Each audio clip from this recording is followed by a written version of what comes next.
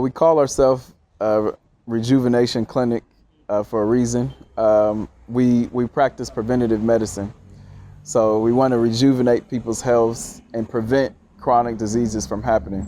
So we're not in the business of treating people and how should I say it, housing people at the facility, at hospital beds. We're an outpatient facility.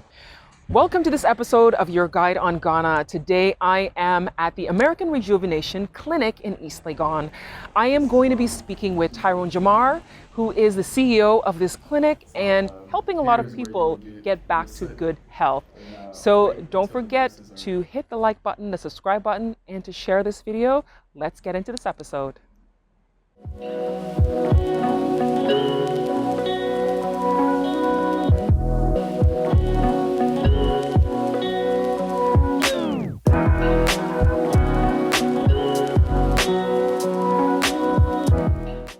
So I am here with Tyrone Jamar, who is the CEO of the American Rejuvenation Clinic. And it is a place that is helping a lot of people get their health together. And it's such an important part of life. And as we've seen the last 2 years with this pandemic, most of us have realized how valuable it is to take care of ourselves. And I think it's a wonderful thing that he's decided to do something like this in Ghana, because it is definitely something that is needed. So we're going to chat with him today and hear his story, why he came to Ghana, and how things are going, and if people are actually responding to what you're doing here. Welcome to the show today. Thank you. Thank you for having me. I'm so glad that you were able to take the time out of your day. I'm glad that you took the time out to come and interview the clinic. So yeah, tell me, I know we're outside right now, so there's going to be a lot of background noise. We're in East Legon, and it's quite a busy area in Accra. So if you hear lots of noise behind us, it's because it's a pretty active area, and it's around the time that people are getting off work, getting off school. Mm-hmm. So yeah. So tell me, what made you decide, first of all, where are you from, and then what made you decide to pick up and move to Ghana? Well, originally I'm from Columbus, Ohio, of course, in the United States. I also lived in Maryland. I've lived in Texas for some time as well. And what made me come here, I visited here as a tourist about 5-6 years ago, just out of some, just some tourism excursion, which I enjoyed myself the first time that I came to visit. But it wasn't until the year of return that really made me really feel like, okay, I have to be here. And it made me feel some type of pull of starting business here in Accra. What was it about the year of return that made you feel like you should make the move? Well, for one, it was the longest period of time that I have stayed in Ghana, so I got enough time to actually look at different industries. And then actually, a lot of people, I don't know who's watching has been a part of the year of return, but there was a certain energy that happened during that period of time, and made a lot of great connections during that period of time, and connections that were actually pertinent to me starting this business happened during that period. And what made you decide on a healthcare facility? Well, I have a strong background in healthcare in the States. I started off as a nurse, moved up into medical marketing, medical administration, and actually became the CEO of an endocrinology clinic in the U.S. So there I had my experience, and I felt like Ghana, there's a lot of room in the medical industry for change and also for growth. So it was an area that I felt like was a good niche to secure myself in. Did you notice that there was something missing? Yes, definitely. Ghana, as beautiful of a country as it is, there's a lot of room for growth, especially in the medical industry. So I've seen there's things such as customer service and small niche markets in medical industry that is not present in Ghana. So I've seen that opportunity there for myself. And so how did you start to look for locations to launch this? Because somebody who, you just came like a couple of years before, like 1, 2 years, like because you came before 2019, right? Hmm. And then you came in 2019. Like, what made you know what area would be the best for you to choose for location? Because a lot of people who are not familiar may not have known where they should start. Hmm. Well, I took my time, trying to figure out where it was best to set up. Um, Looked at a lot of properties, a lot of locations, did my research as into the markets of which areas will be best. And, you know, when you're first starting a business and you don't have the exposure and you're a new company, it would, be best for you to pick an area that's popular to get your stripes, I should say. So East Lagan was one of those areas where it's popular. Um, Price is high, but sometimes you have to pay to play. So I felt like it was a good place to get our name out there. And so once you chose the location and you got started, you had to look for a team Hmm. because that's not always the easiest thing to do in Ghana, finding a team. How did you build those connections and network to be able to find the right people to work with you? Well, it was and still is today. One of the hardest things of maintaining a good team and to find the best individuals to help you along in your journey with your business. Starting off, I made connections. I would go to events concerning medical. I actually went to hospitals. I went to different places to make connections with medical professionals. And through talking and conversing and reaching out to those different individuals, I eventually gathered a team that was necessary to help me start the clinic. And during the year of return, I actually ran into my medical administrator. I think I ran into him at One Africa Mm-hmm. randomly, like on just me visiting Cape Coast, Wow. and was eating breakfast and ran into somebody that was an administrator already currently at another facility, and was able to become friends and utilize his expertise to help me set the clinic up. Well, we call ourselves Rejuvenation Clinic for a reason. We practice preventative medicine, so we want to rejuvenate people's health and prevent chronic diseases from happening. So we're not in the business of treating people and how should I say it, housing people at the facility, at hospital beds. We're an outpatient facility, and our goal is to keep people from developing diseases. And also, we also practice endocrinology, urology. We have a urologist, a gynecologist. So we also provide hormonal replacement therapy and anti-aging services as well. So, what is it that you do to diagnose what people need to do this preventative care? So we have a laboratory in house. Labs are crucial. Your labs are, you can look at it as like a diagnostic. Look at your car. You have to do a diagnostic sometimes to see what's going on in your system, the system of your vehicle. So the same thing with our medical care. We have to get those labs. It's important for us to get labs every year. The labs tell the story of what's going on inside of our body. So once we get that blood work, we can see which systems may be affected, what could be going wrong inside of our bodies.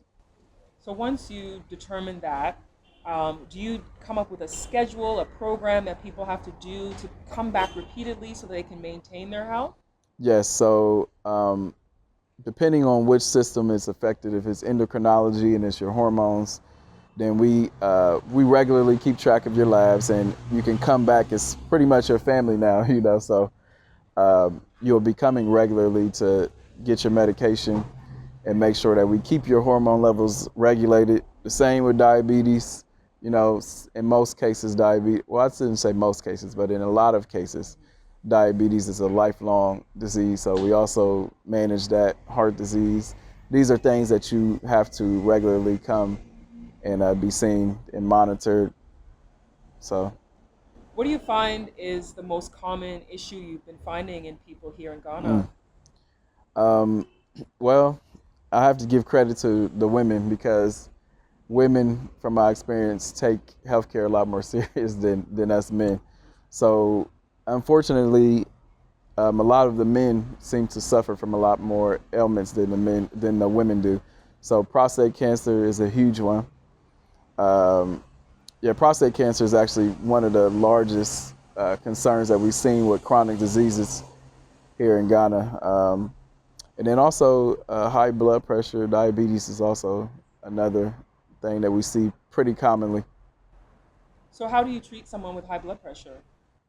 Well, high blood pressure is just about, well, first, depending on the severity of it, if it is something that's not as severe and you're borderline, then we try to manage you with, diet and, coming up with a custom diet plan so that you can lower your blood pressure naturally. But if that's not effective and your levels are still rising, then of course you would have to be put on a medication to control those blood pressures. Now, being in Ghana, one of the things that people often talk about is herbal care, natural um, treatments that a lot of people talk about. Do you incorporate any of that into your programs, or is that something that you don't do? Um, we definitely do. It's just I feel like sometimes people go overboard with the herbal treatments, and sometimes it's not done by an actual licensed physician, and we have to be careful about those things because some things are just too complex. You have to. That's why the labs are so important because we have to see what is happening in the body. So if somebody has hypertension or they have diabetes, yes, there may be some herbs that could help, but have you checked your blood work to see what that has done and has it fixed the problem? So some cases they can be treated with herbs, but a lot of cases you do need actual medicine. A lot of medicines are derived actually from herbs themselves, such as aspirin. It comes from tree bark, melatonin, all these things. A lot of things we can actually treat with herbal medicines. But there are some things and some procedures that have to happen once we reach a critical state in our healthcare. So we can't think that we can solve everything with herbs, um, and we need to seek professionals and medical guidance. And those labs, again, like I said, are crucial because if we are a herbalist or we are a vegan or whatever we are, we need to know what our blood work says because that tells the story of what we are practicing, if it's helping us or harming us. When someone says they want to come here, what is the first thing that you do? Like a brand new client walks in the door, what's the first thing you'll be doing? The first thing that we would do would be to collect their patient information, um, depending on whether you want to schedule a consult or not. A lot of times we get your blood work first. So nurses will take your vital signs, then we would send you to the laboratory where we would get your blood work, and then we'd schedule for appointment so that we can go over your blood, your blood work with you, and see if there maybe you're fine and everything's okay, or maybe you need medication or guidance. Okay. I'm curious to know if you're interested in sharing how your family felt about you making this move because there's a lot of people I've spoken to where they have family that's like gung ho and excited that you're going to the Hmm. continent of Africa, and then there's others who are like, no, you shouldn't go there. You should stay here. Like, don't go. It's scary. Like, how did your family and friends respond to this decision? I think I had a mixed response. So some of my family were excited, oh, that's cool, get out and travel. And Mhm. then I had other parts of my family because of uh, leaving a job and, you leave this good job to come to Ghana. Why? Are you crazy? Like, what's in Africa? So a lot of people, they didn't understand the move. And a lot of people also were supportive. So I had Mhm. a mixed viewpoint. Okay. Now, I know that oftentimes we talk about the exciting things people are doing to make changes in the continent of Africa, but there's also the side where there are some challenges um, and how you overcome those challenges, if you're comfortable talking about it. Because some people want to know because they're trying to decide if they should make the move as well. They're Hmm. trying to decide if they should invest. And it's always good if they know if there's any challenges that they should consider. Um, Anything that you would advise somebody of challenges that they should consider before making the move or investing? Yes, there are plenty of challenges and plenty of rewards as well. But I would say the challenges are most people, I think, would alleviate a lot of challenges by taking their time. Things do not move fast like they do in the No, States they or don't. abroad. Like they move slow here. So you have to take your time and do your research before you come and put your money to see if whatever you're offering is even a viable business here. Because people in Ghana are very proud about their heritage and the way that they do things. So you may think that you're coming with a solution. Hey, like I'm about to change the game. I'm coming out here to change the game out here. And they may not want your solution to things. So just because there is a problem, it may not, you solving it may not be a good business for you. So take your time, research the industry that you plan on getting into, and just be realize that you have to secure yourself. I would also say to people, secure yourself here first. If you plan on moving, find a place to stay that's affordable. Find some way, maybe even a smaller business to put some money into your pocket so you can sustain yourself before investing all of your money into something and then coming out here and then having to move back to the States and refueling. Take your time, do your research, and really just realize that Ghana does not move how you move, and it doesn't move how things move in the States. So, what are some of the things outside of being in the environment of working every day, running your business? What are some of the leisure activities that you enjoy? Um, the holidays, the holidays disrupted my pattern, but like uh, sports and exercise is a big one for me. So I love to hike. I love to exercise. I like playing basketball. Um, Where do you go hiking? Usually the mountains and the Bree. Okay. That's usually my main area that I go hiking. Um, but yeah, I mean, family outings, outings with friends, all those things. That's You good. can do a lot of the things that we do back in the States. If you want to go to the club, if that's your thing, that's to do here. If you want to go to the movies, we have movies here. We have malls. So it's not much that you can't do here that you can do back in the States. All right. So you mentioned your pattern being disrupted over the holidays. What disrupted it? What happened in the holidays? During the year of return, it's a similar thing. Every December is our holiday and our Christmas. They take Christmas very serious here in Ghana. So friends from all over the place, from the U.S., U.K., you name it, they come here, and people think because we live in Ghana that we don't have jobs and we don't. We're on a permanent vacation. So when people come, they're expecting you to take them around town and spend time with them. So most of our Decembers we're very busy because we still have to operate our businesses, Yeah. and then we also have to entertain Yeah. those who are coming from abroad. Be exhausting. Yes, So I'm still recovering were you going now. to some of the parties? I went to a few of the parties. Um, I had to entertain people. I thought we had a good time. It's just that it took me some time to recover. I'm still recovering now from December. In Ghana, people love to go out like all night long. Like they'll go Yes. from like one event to the next, and they're coming home when the sun is rising. Exactly. And sometimes I'm just like, please, like, can somebody have the idea of ending this night? So, like, oh, let's go here next. So So people can definitely have their enjoyment here. exactly, For sure, for sure. for sure. All right. So, what is your favorite thing about being in Ghana? In Ghana, I have a sense of freedom like here more than I felt in the States. And when I'm not, talking about the old school, some people have the mentality that they're not free in the States. But I mean, as far as freedom is like, you don't feel any restrictions. You feel like you can do anything. Um, and sometimes it's a good thing and a bad thing because sometimes with freedom comes a lack of support at times. So yes, you're free to do pretty much what you want, but there's certain systems that are also not in place that could help you out in your endeavors.